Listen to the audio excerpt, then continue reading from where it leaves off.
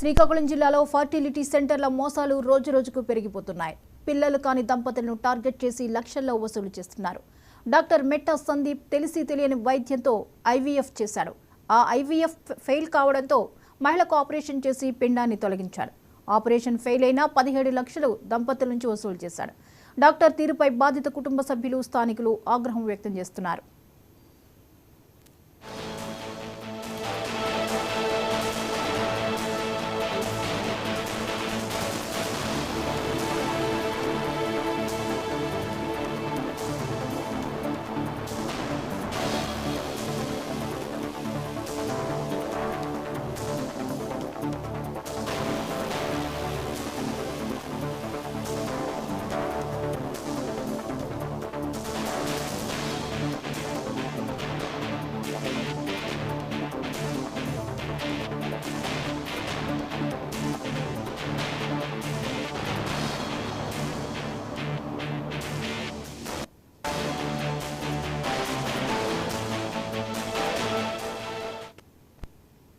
శ్రీకాకుళం జిల్లాలో ఫర్టిలిటీ సెంటర్ల మోసాలు రోజురోజుకు పెరిగిపోతున్నాయి.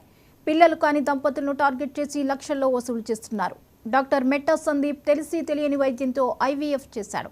ఆ ఐవీఎఫ్ ఫెయిల్ కావడంతో మహిళకు ఆపరేషన్ చేసి పిండాన్ని తొలగించాడు. ఆపరేషన్ ఫెయిల్ అయినా 17 లక్షలు దంపతుల నుంచి వసూలు చేశాడు. డాక్టర్ తీరుపై బాధిత కుటుంబ సభ్యులు, స్థానికులు ఆగ్రహం వ్యక్తం చేస్తున్నారు. ఈ అంశంపై మరిన్ని వివరాలని మా ప్రతినిధి వెంకటరమణ అందిస్తారు. వెంకటరమణ, చెప్పండి, ఫర్టిలిటీ సెంటర్ ముసుగులో జరుగుతున్న ఈ మోసాలను ఎలా చూడొచ్చు?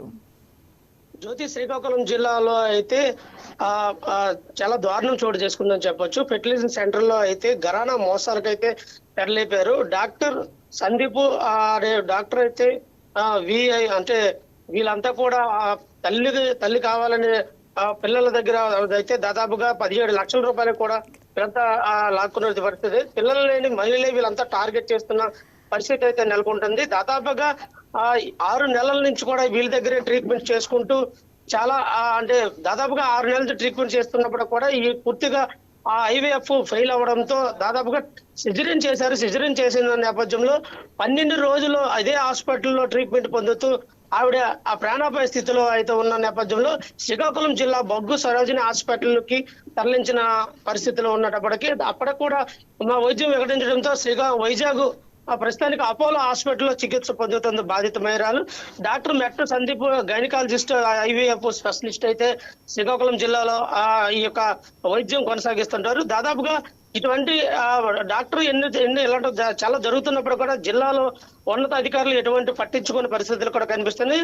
దాదాపుగా గర్భంతో ఉన్న మహిళ కూడా ఐవీఎఫ్ లో ఇలాగా ఫెయిల్ అవడంతో గతంలో చాలా చూసాం. అయితే ఎటువంటి దీనిపైన చర్యలు కూడా తీసుకోకపోవడం చాలా శోచనీయమని చెప్పొచ్చు. అయితే పిల్లలు లేని వారు ఆశ పెడుతూ లక్షలు అయితే కొలగొడుతున్నారు పరిస్థితి అయితే కనిపిస్తుంది.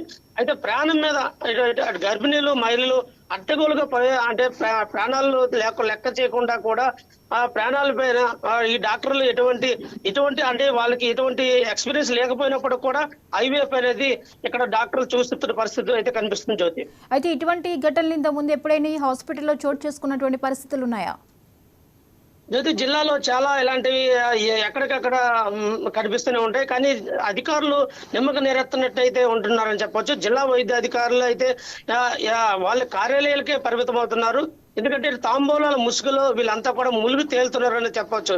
ఎందుకంటే వీళ్ళు తల్లి కావాలని ఆరాటపడుతున్న చాలా మంది అయితే వీళ్ళైతే కాసులకు కక్కుర్తిపడి కోట్ల రూపాయలు అయితే సంపాదించుకునే ప్రయత్నాలు అయితే జరుగుతున్నాయి. అయితే ఎక్కువగా ప్రమాదకరమైన స్టెరాయిడ్స్ వాడడంతోనే ఎదుగుదల కోసం ఎక్కువగా ఉండడం, స్టెరాయిడ్స్ వాడడం ఈ యొక్క ప్రమాదాలకి ఎక్కువగా కారణమవుతుందని చెప్పవచ్చు. ఇప్పుడు ఈ యొక్క మహిళ పూర్తిగా ఈ 6 నెలలు ఇక్కడ ఐవీఎఫ్ చేయించుకున్న నేపథ్యంలో 6వ నెలలోనే సిజరీన్ చేసిన నేపథ్యంలో 2 బిడ్డలకు జన్మనిచ్చింది. ఒక ఆడ, ఒక మగ.